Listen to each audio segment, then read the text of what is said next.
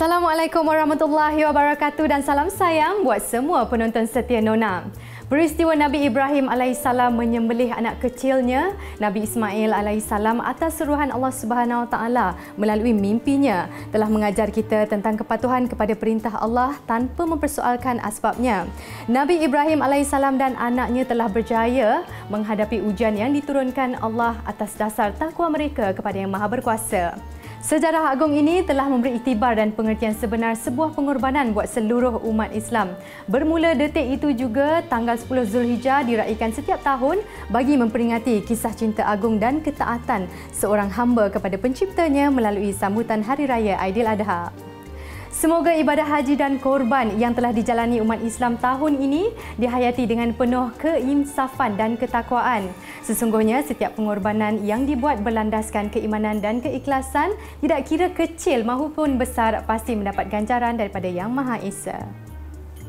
Menarik di Nona minggu ini. Lelaki apabila menerima musibah, isteri jadi cacat, isteri jadi buta dan sebagainya, mereka akan rasa terbeban. Mak mertua saya sampai cakap macam ni, "Mas jangan risau, Nazri jaga Mas sampai bila? Mak tak terima menantu lain." Terkeluar mungkin dia faham kerisauan kita orang perempuan kan. Kita akan tabur cheese. Selepas kita tabur cheese, kita akan ambil daging yang kita dah masak tadi selama 8 jam. Kita mengetengahkan konsep ala Mediterranean. Pelancong yang datang sini dari seluruh Malaysia.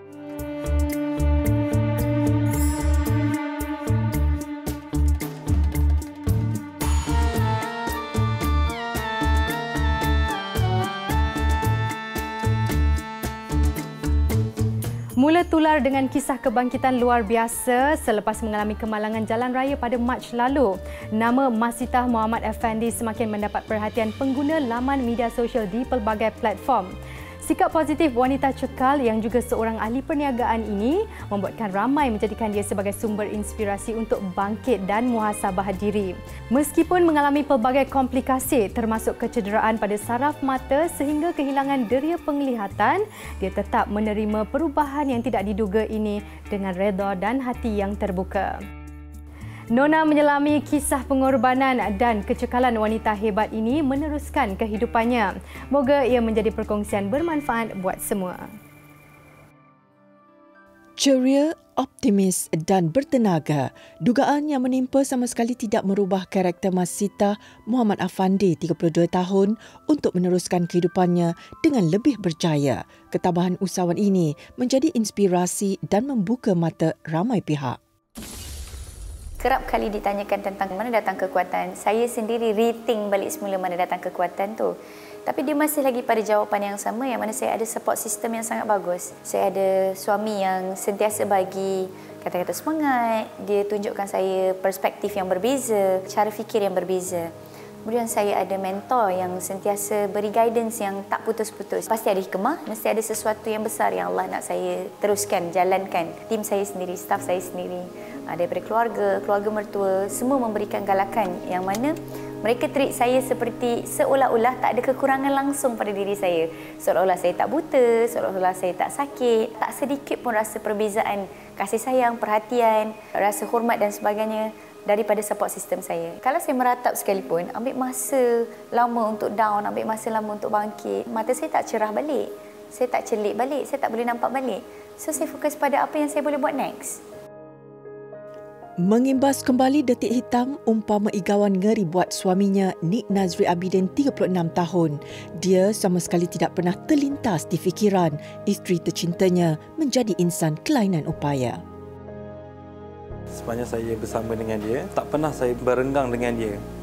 Tapi pada hari itu, Allah takdirkan untuk dia handle sana dan saya handle sini. Dia handle program dekat Sabak Bernam. Hampir pukul 4 masa tu, saya nak call dia lah. Sebab saya dah dapat tahu dia on the way balik daripada Sabak Bernam. Jadi saya nak berjumpa dekat Macap lah. Nanti kita boleh sama-sama gerak balik ke Johor Bahru. Tapi tak sempat saya call dia, saya dapat call dulu daripada salah seorang tim dalam kenderaan tu yang mengatakan dia accident. Selepas 44 hari kemalangan tanpa bertangguh, Masitah bangkit semula apabila memikirkan tanggungjawabnya pada keluarga dan perniagaan. Saya seorang yang workaholic. Saya kerja pagi sampai malam. Biasanya pukul 7.30 tu dah bertolak pergi office lah. So pukul 8 dah ada dekat office. Mostly balik sampai rumah lebih daripada pukul 10 malam. Banyak habiskan masa dengan tim berbanding masa dekat rumah lah. Beza bila dah kemalangan ni, baru banyak dekat rumah berbanding banyak dekat office. Anak sulung daripada 4 beradik ini perlu bertatih semula dengan kondisi barunya. Pada malam dia dekat emergency, doktor explain dengan saya apa yang berlaku dekat bahagian kepala dia. Disebabkan saraf tu terhimpit daripada tulang yang retak. Jadi doktor cakap dengan saya, persen untuk dia boleh melihat tu sangat rendah. Sayang, doktor kata possibility untuk you buta sangat tinggi lah. So probably lepas tu tak boleh nampak. Saya macam, oh okay. To be honest lah. First kali yang saya fikir, bila saya buta, saya fikir, oh kita boleh claim TPD. Kemudian kita boleh terus fokus kepada Braille. Sebab saya suka menulis dan membaca. Saya masih nak menulis dan saya masih nak membaca. Dan saya terus cakap dengan husband, kita kena terus cari tempat kat mana saya boleh belajar Braille. Walaupun kaki Masita belum pulih sepenuhnya, selaku pengasas syarikat, dia masih perlu ke pejabat bagi memastikan kelancaran perniagaan. Masyi ni, dia punya perangai dia cepat bangkit. Dia cepat bangkit. Apa-apa berlaku pun dia terus bangkit. Jadi saya tahu keadaan dia tu dengan macam tu, saya rasa memang tak mustahil lah yang dia boleh recover secepat mungkin macam ni. Even doktor kata dia boleh berjalan 6 bulan pun, tapi saya rasa masa tu mungkin pendek lagi. InsyaAllah. Mula saya tengok dia accident tu, yang tu saya lagi sedih. Sebab saya tak pernah tengok isteri saya keadaan yang penuh darah kat bahagian kepala. Jadi kalau orang cakap macam, kau ni tak ada perasaan ke? Memang saya tak sampai perasaan yang sedih sebab dia buta ke apa, saya tak ada perasaan tu. Sebab bagi saya bersyukur Allah masih lagi bagi saya bersama dengan dia. Dot 2, dot 3, dot 4, dot 5. Mana yang... Saya suka Braille, saya enjoy Braille. It's not that hard. Dia hanya memorizing dot-dot tu yang cikgu dah ajar. So saya percaya insyaAllah dalam tempoh 6 bulan ke setahun saya boleh kuasai Braille. Dan saya bercita-cita untuk menulis buku. Saya tulis buku tapi saya tulis dalam Braille. So sesiapa yang celik nak baca buku, belajar Braille. Sebelum ni tak aware tentang apa orang buta rasa, boleh start belajar awareness tentang golongan seperti kami. Bukan mudah. Tanpa deria penglihatan, wanita ini perlu bertanggungjawab mengendali 30 kaki tangan dalam perusahaannya. Lantaran itu, sabar menjadi asas untuk melaksanakannya.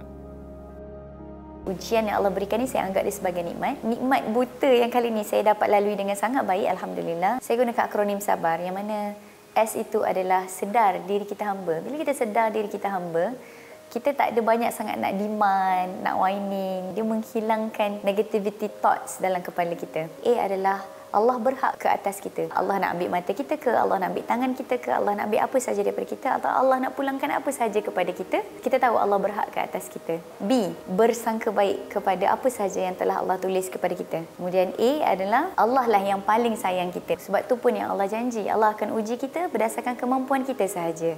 Dan R, rasa ujian tu nikmat.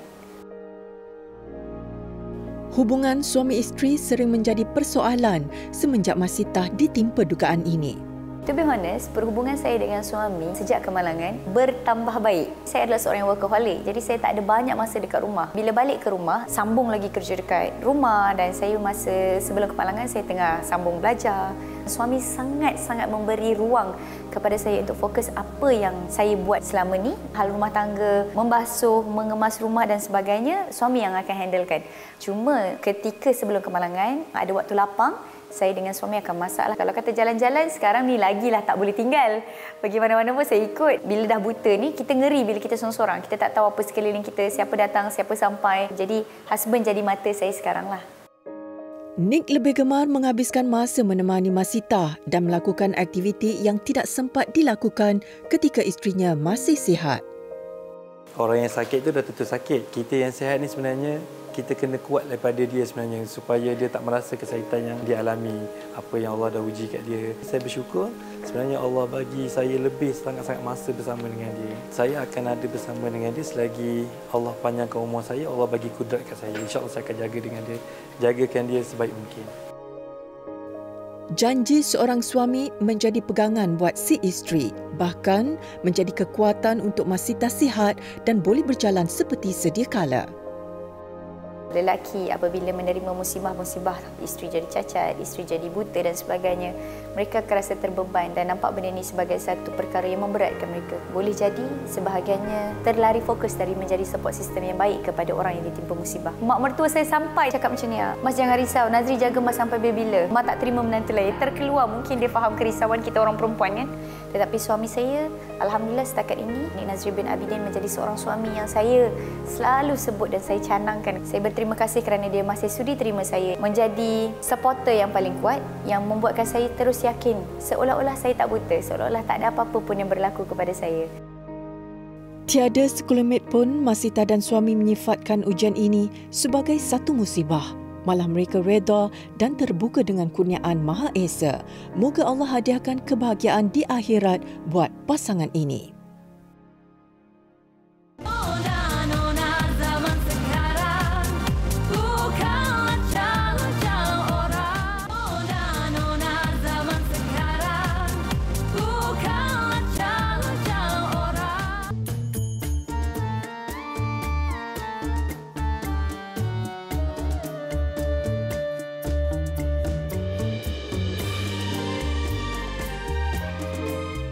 Apabila menjelang sambutan Aidiladha, golongan isteri dan ibu-ibu di rumah lazimnya akan mula memikirkan hidangan yang enak dan sesuai untuk memasak daging korban. Kebiasaannya, masakan Melayu sering menjadi pilihan. Kali ini untuk kelainan, apa kata anda cuba tukar selera dengan menyediakan sajian ala Meksiko? Bersama Muhammad Harun yang akan berkongsi cara penyediaan dua menu ringkas dari negara Amerika Latin ini dalam segmen Air Tangan.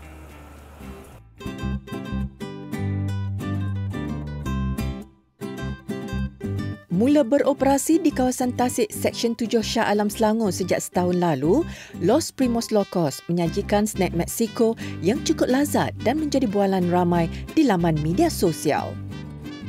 Hola amigos. So kita baru je lepas raya haji ataupun raya korban. So mesti ada daging lebihan dekat rumah yang penonton mak-mak ataupun ayah yang mana tak tahu nak buat apa dengan daging lebihan tu kan. So hari ni saya nak tunjuk dua menu menggunakan satu resepi daging. Jom kita tengok apa yang kita buat. Bahan-bahan kisar untuk perapan daging ialah cili kering, daun salam, campuran rempah ratus, bawang Holland, bawang putih dan daging segar. Daging yang kita orang guna ni adalah daging bahagian dada. So sekarang kita akan perap dulu daging ini dengan bahan-bahan yang ada di kisar tadi ya. Kita akan salut ke semua bahagian, semua bahan-bahan yang ada di kisar tadi kita dah perap, kita tabur sikit garam. Selepas kita dah marinate ni dengan bahan-bahan tadi semua, kita akan biarkan dia selama sejam untuk supaya semua flavor daripada bahan-bahan yang ada di kisar tadi tu serap masuk ke dalam daging. Okey, so selepas kita dah marinate daging kita selama 1 jam, kita akan move on to the next step, iaitu kita akan masak di dalam pot dan kita akan rendam dia dengan minyak. So di sini dalam pot ni adalah daging yang dah dimasak selama 8 jam. Dan minyak yang kita tuang ke dalam daging ini pun kita akan, kalau boleh bila kita tuang minyak tu biar dia lebih sikit daripada daging tu. Di sini kalau penonton tengok kuah dia pekat sikit. Jadi kadang-kadang pekat ni sebab kita orang tak tambah air. Alright, so sekarang kita akan buat menu yang pertama. Okay, so menu yang kita nak buat sekarang ni adalah nama dia torta sandwich. Bahan-bahan yang diperlukan ialah guacamole, salsa, daun ketumbar, bawang besar, roti, keju mozzarella dan daging yang siap dimasak tadi. Ini adalah French loaf, homemade lah. So kita akan, mula-mula kita akan belah dulu. So selepas kita dah belah roti ini pada dua, kita akan dipkan dia ataupun celup dalam minyak daging yang kita dah masak tadi. Dan kita akan letak atas griddle ataupun kalau dekat rumah atas pan lah. Bagi garing sikit. Disebabkan kita orang masak daging ni dengan minyak ni selama 8 jam, so flavor tu ada dekat situ. Alright. Dah garing, kita pindahkan. Kita akan letak cheese mozzarella dulu. So, kita akan tabur cheese. Selepas kita tabur cheese, kita akan ambil daging yang kita dah masak tadi selama 8 jam. So kita kat sini kita akan ada bawang. Tabur bawang. Kita ada koriander. Tabur sikit koriander. Dan kita ada salsa. Dan di sini kita ada guacamole. Tabur sikit. Alright. Lepas tu apa yang kita akan buat sekali lagi adalah kita akan tabur lagi cheese. Ready untuk dia punya bahagian atas dia. Okay, angkat. Letak. Boom. So siap. Ini adalah kita punya torta sandwich kita. Anda juga boleh menggantikan salsa dan guacamole dengan variasi pilihan sos lain mengikut cita rasa masing-masing. Sekarang kita akan buat menu yang kedua pula. So menu kedua kami adalah enchiladas. Bahan-bahan seterusnya pula ialah paste tomato, krim masam, daun ketumbar, roti tortilla, keju mozzarella dan daging yang telah dimasak tadi. Yang pertama kita akan letak adalah mozzarella cheese dulu. Kita tak perlu letak banyak sebab kita akan gulung dia macam popiah. So selepas kita letak cheese, kita akan letak daging pula. Okey, so lepas kita letak cheese dengan daging, kita gulung.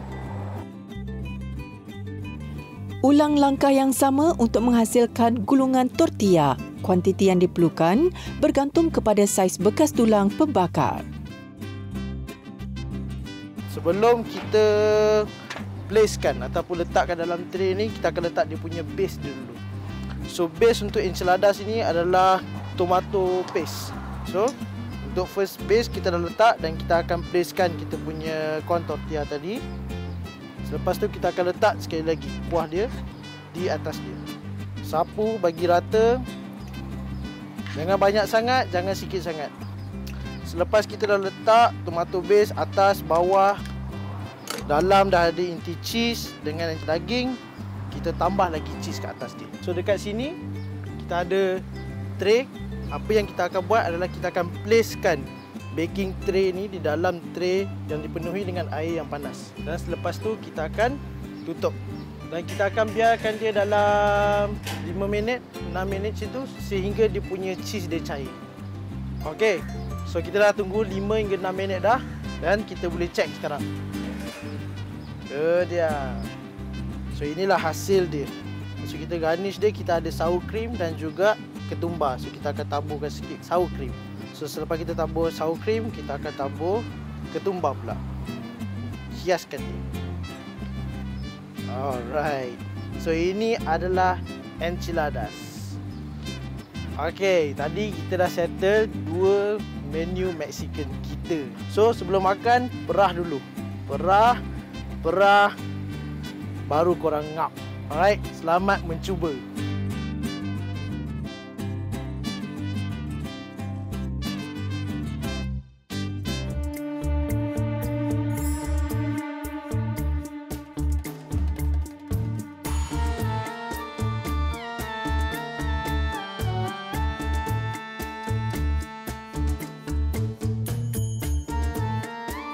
Minggu ini, Nona bersiaran dari kediaman Puan Azizan Ibrahim dan suami Encik Muhammad Arif Othman yang terletak di Puchong, Selangor.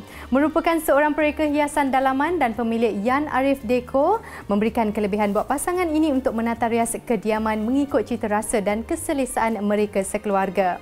Sering menjadikan hiasan dekorasi dari luar negara sebagai rujukan dan inspirasi, pasangan ini memilih tema Modern English Luxury sebagai konsep dekorasi kediaman mereka. Selain dapat menonjolkan aura mewah melalui perhiasan dan aksesori dengan elemen keemasan, pemilihan rona putih dan cerah turut menggambarkan cita rasa pemiliknya yang gemarkan ruang yang bersih dan kemas.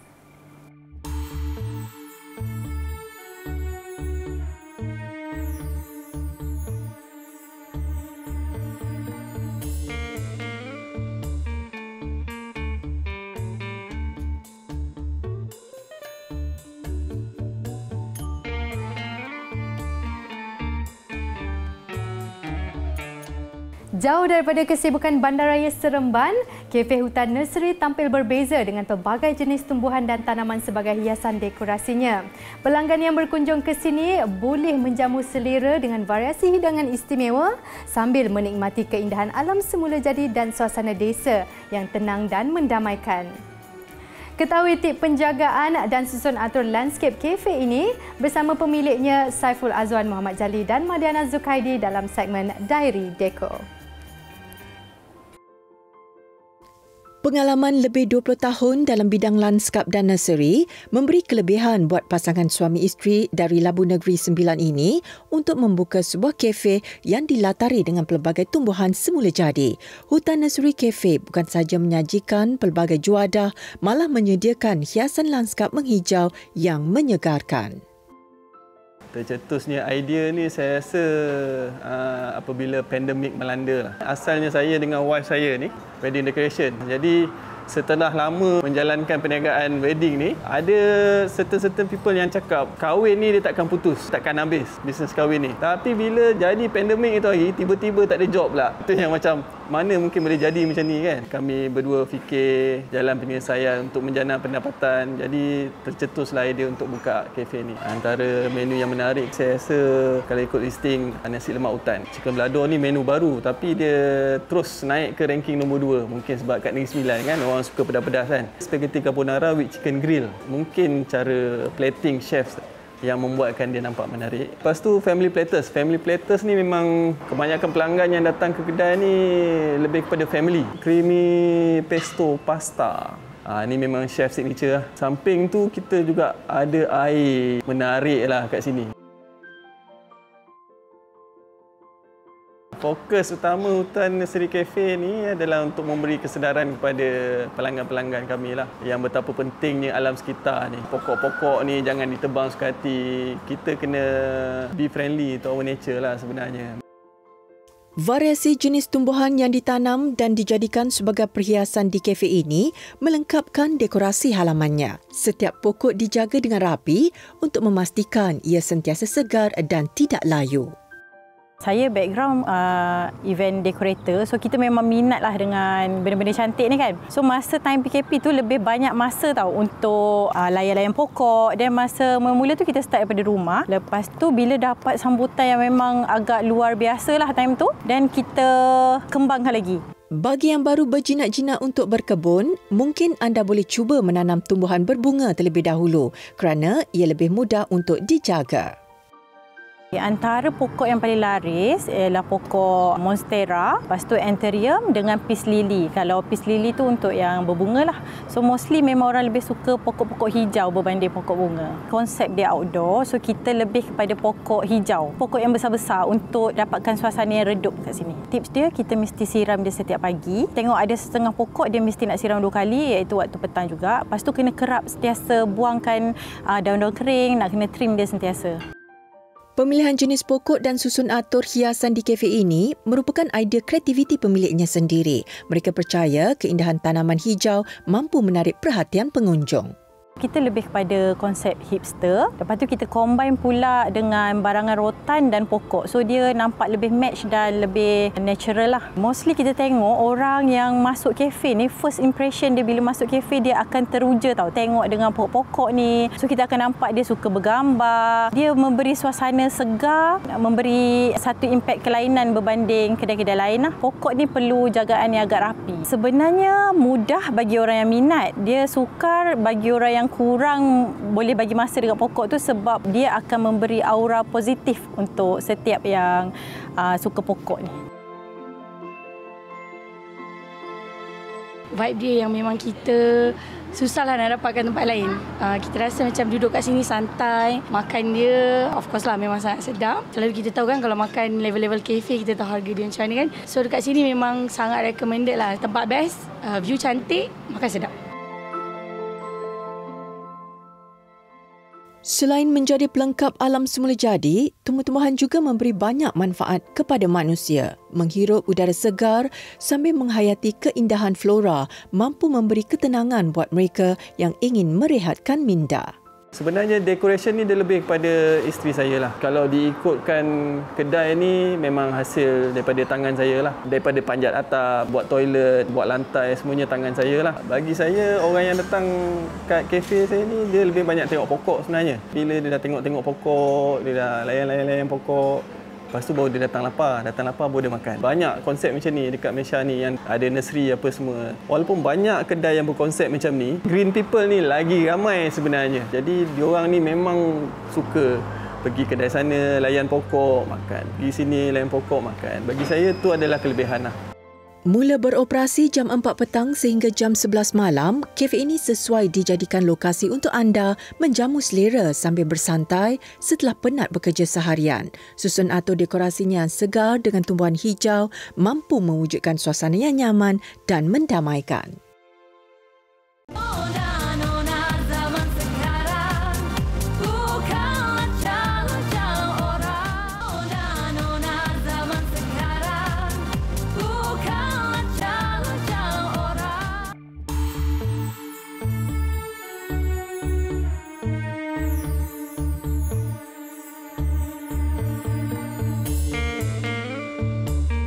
Industri fashion modest atau busana sopan yang semakin berkembang bukan sahaja memberi peluang kepada penggiat fashion tempatan berkarya, malah turut menawarkan lebih banyak pilihan gaya dan trend terkini buat kaum muslimah.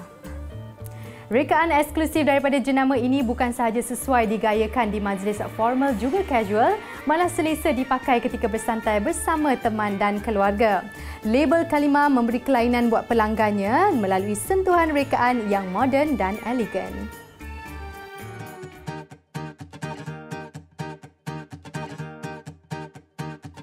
Tampil dengan koleksi terbaharu, jenama ini menawarkan rekaan yang lebih selesa dan bergaya buat peminat fashion, khususnya golongan wanita muslimah. Kita tak follow sangat trend because ia sangat memenatkan. So I always have my own DNA, which is modest, simple and exclusive. So tahun ni kita ada 5 koleksi. Koleksi Ramadan, koleksi Raya dan koleksi casual. Cukup sinonim dengan rekaan yang minimalis. Mereka menggunakan potongan kaftan bagi mempamerkan sisi feminin wanita pelbagai peringkat umur. Abaya kala ini diperindahkan lagi dengan perincian rebin di bahagian pinggang yang membantu memberi ilusi ramping buat pemakai. Label ini mengutamakan pemilihan fabrik yang selesa dalam rekaannya. Busana yang menggunakan material jenis polyester ini sesuai digayakan bersama kain selendang yang turut disediakan. Koleksi Daisy kami lebih casual, boleh dipakai hari-hari ataupun ke majlis keramaian. You boleh pilih kain daripada kami punya butik dan custom made lah Daisy tu dengan kain apa yang ada di kedai. Dia ada sash, ada ribbon dan fabriknya adalah polyester, pleated dan plain polyester. Inspirasi dia daripada corak-corak bunga dan colour yang colourful lah. Kain Daisy pula lembut dan ironless. Our casual collection lebih simple.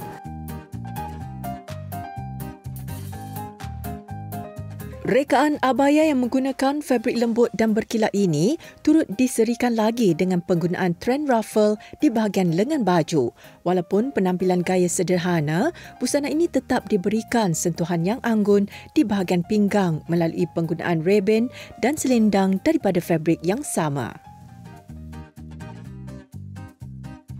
One of our best seller is Maya collection. Kain dia punya reka bentuk sangat longgar dan flowy dan kainnya sangat berkilat lah, nampak eksklusivitinya di situ. Untuk Maya, kami menggunakan fabric kita panggil Luna fabric. It's a silk chiffon actually. Kami juga menyediakan selendang untuk dipadankan dengan abaya Maya. Koleksi Maya terdiri daripada 12 color. Pemilihan color more kepada pastel color lah, dan ada juga kita campur bold colors for yang orang yang daring lah. Macam Maya, kita pakai kain yang sedikit nipis sebab kita nak nampak dia punya flow tu. Menggunakan potongan kain yang sama seperti koleksi Maya, mereka menyuntik kelainan dengan menggunakan kain jenis chiffon yang bercorak. Rekaannya yang longgar dan beralun di bahagian lengan ini dapat memberi keselesaan maksimum buat pemakai yang gemar dengan gaya sederhana. Semoga koleksi kali ini memberi anda pilihan dan idea yang menarik untuk tampil bergaya.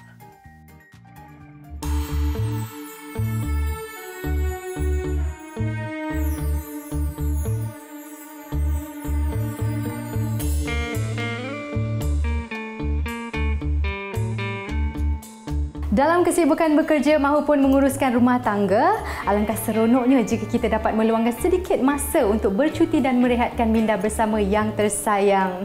Bagi warga kota yang inginkan percutian dalam suasana tenang di kampung, destinasi pilihan minggu ini menawarkan penginapan berkonsep glamping yang sesuai untuk kumpulan pengunjung yang kecil maupun besar. Segmen Sana Sini meninjau lokasi penginapan moden Casa Menanti yang tampil dengan dekorasi serba putih yang menarik dan selesa.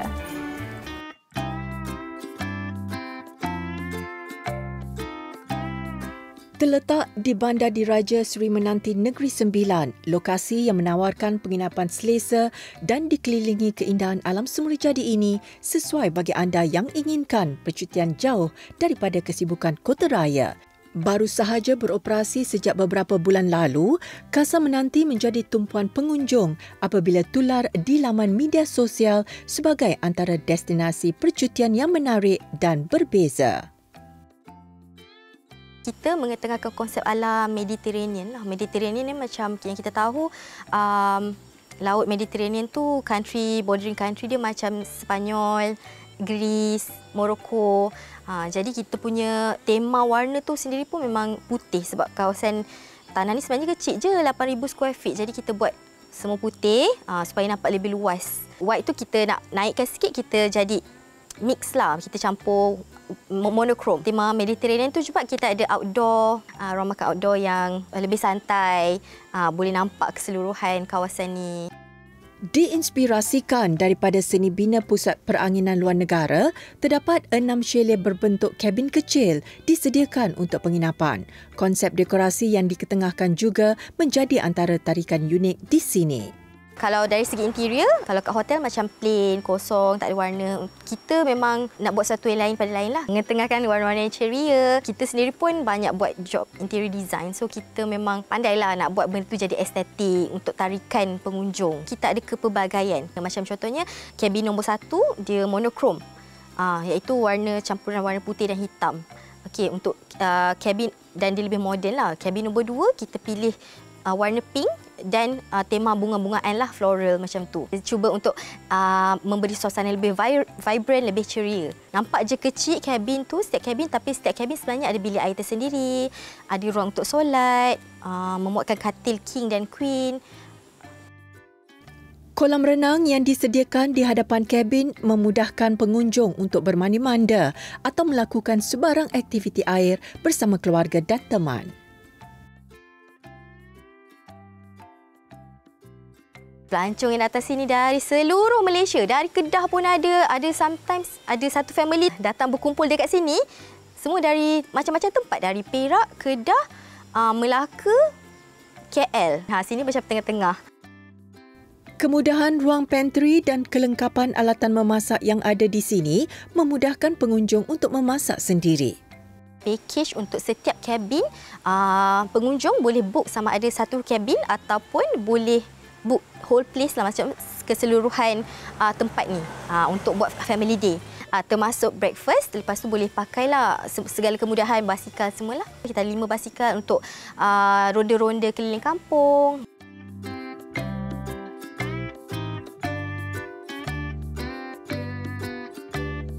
Suasana desa yang aman, pemandangan serba hijau yang dikelilingi alam semula jadi pastinya dapat memberikan pengalaman yang berbeza buat anda.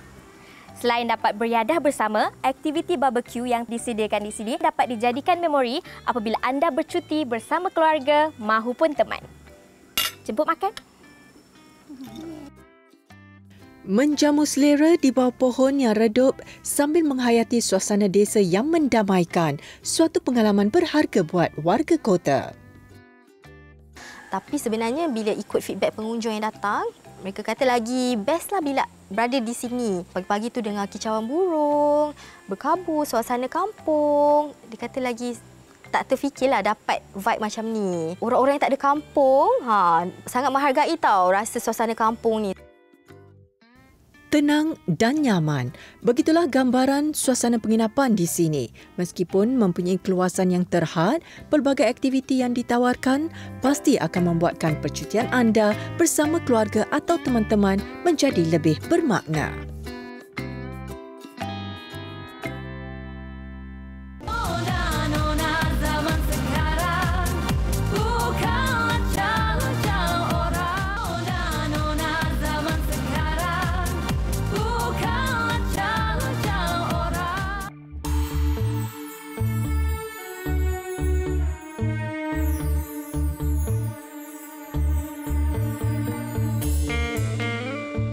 Sudah menjadi lumrah, setiap manusia pasti menginginkan yang terbaik dalam kehidupannya. Namun untuk mencapai dan merealisasikan suatu perubahan, memerlukan pengorbanan serta kekuatan fizikal juga mental. Ikuti kupasan lanjut daripada Profesor Madya Datuk Dr. Muhammad Izzah Arif Muhammad Kashim mengenai ciri-ciri hijrah seorang wanita ke arah yang lebih baik. Allah Subhanahu wa taala berfirman, innal ladzina amanu wal ladzina hajaru wa jahadu fi sabilillah ulaika yarjuna rahmatallah. Sesungguhnya Allah Subhanahu wa taala meletakkan orang yang berhijrah ini adalah mereka yang menjaga iman mereka. Itu sebabnya Allah mulakan innal ladzina amanu wal ladzina hajaru wa jahadu fi sabilillah ulaika yarjuna rahmatallah. Mereka ini mengejar rahmat Allah, mengejar kekuatan yang Allah Subhanahu wa taala terapkan dalam diri kita untuk kita berubah. Jadi kepada para wanita di luar sana yang ingin berubah, yang ingin berhijrah daripada satu keadaan kepada satu keadaan, daripada zaman, orang kata apa, mudah cerita, zaman tidak berhijab kepada berhijab, daripada zaman jahiliah dulunya tak semayang, hari ini dah mula semayang, maka bersyukurlah kepada Allah Subhanahu wa taala kerana telah terpilih oleh Allah Azza wa Jalla untuk termasuk daripada golongan yang mendapat rahmat Allah Subhanahu wa taala. Ini yang Allah kata, ulaika yarjuna rahmatallah. Mereka mengejar rahmat Allah Azza wa Jalla. Nah, sekarang ini bagaimana kita nak istiqamah dengan hijrah kita ini? Pertama sekali, banyakkanlah bermuhasabah diri. Sebab Ali radhiyallahu anhu berkata, hasibu anfusakum qabla an tuhasabu. Hisab diri kita, muhasabah diri kita. Kita jangan menghukum orang, tetapi kita, tuan-tuan perempuan yang dikasihi sekalian, kita cuba menghisap diri untuk menjadi yang terbaik. Bila kita bermuhasabah selalu, insya-Allah penghijrahan kita akan jadi yang terbaik dan terbaik dan terbaik. Sebab apa? Kita selalu bermuhasabah diri. Itu yang pertama.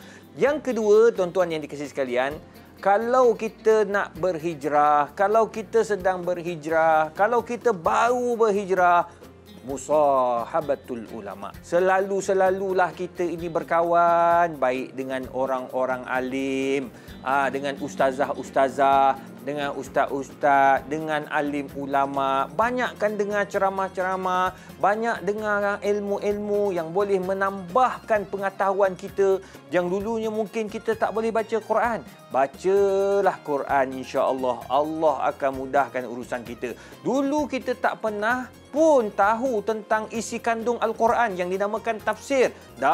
Sekarang ini dah mula dah kita mendalami ilmu tafsir. Nombor 3, tuan-tuan perempuan kena ingat, bila kita berhijrah ini, satu perkara yang saya nak ingatkan kepada semua orang yang berhijrah, jangan rasa yang kita adalah yang terbaik. Ini nombor 3 ni penting, tuan-tuan. Nombor 3 ni penting. Jangan rasa kitalah yang terbaik. Jangan rasa kitalah orang yang paling betul. Selepas kita berhijrah, kitalah paling suci. Tak boleh. kita ni kena jadi orang yang berakhlak. Bila kita dah berhijrah, bila kita dah berubah, kita cuba perbaiki diri betul-betul. Pada masa yang sama, kita mengajak kawan-kawan kita untuk turut sama dengan kita untuk sama-sama berhijrah dan berubah ke arah yang lebih baik. Tetapi ingat, hanya berdakwah bukan menghukum orang sebagai sesat atau menyesatkan orang, wa'iyazubillah. Sebab apa? Mungkin orang yang sekarang ni kita tengok tak baik di mata kita, silap ibu yang lebih baik daripada saya sebagai seorang ustaz. Jadi jangan cepat menghukum, tapi kita mengajak orang ke arah kebaikan. Ayuh kita sama-sama amalkan doa yang diajar oleh Nabi SAW. Ya muqallibal qulub, tsabbitna 'alal iman. Wahai Tuhan yang membolak-balikkan hati, kekalkanlah aku dalam hijrah aku ini dalam keimanan. Kalau aku dah berpakaian menutup aurat, biarlah aku kekal sampai hari kiamat pakai tutup aurat. Kalau aku dulu tak semayang, sekarang aku dah mula semayang, ya Allah, tolonglah ya Allah, kekalkan aku dengan amalan-amalan mulia ini, amalan-amalan soleh ini, agar aku boleh masuk syurga-Mu ya Rabbal Alamin.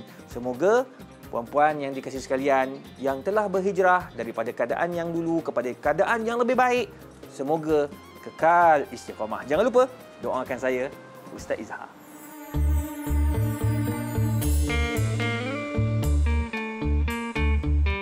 Mengambil contoh kepada yang sudah, mengambil tuah kepada yang menang. Peribahasa ini mengakhiri siaran Nona minggu ini. Semoga setiap perkongsian ini memberi manfaat dan tauladan yang baik kepada semua. Sebelum mengundurkan diri, suka untuk Mira ingatkan kepada semua yang masih berada di kampung halaman dan bakal memulakan perjalanan pulang ke kota, sentiasalah berhati-hati di jalan raya, utamakan keselamatan diri dan orang sekeliling. Biar lambat asal selamat. Baiklah, terima kasih sekali lagi kepada pemilik kediaman Yan Arif, Puan Azizan Ibrahim dan suami Encik Muhammad Arif Othman kerana sudi menerima kunjungan kami hari ini. Jumpa lagi minggu hadapan. Nona, inspirasi wanita buat semua. Assalamualaikum.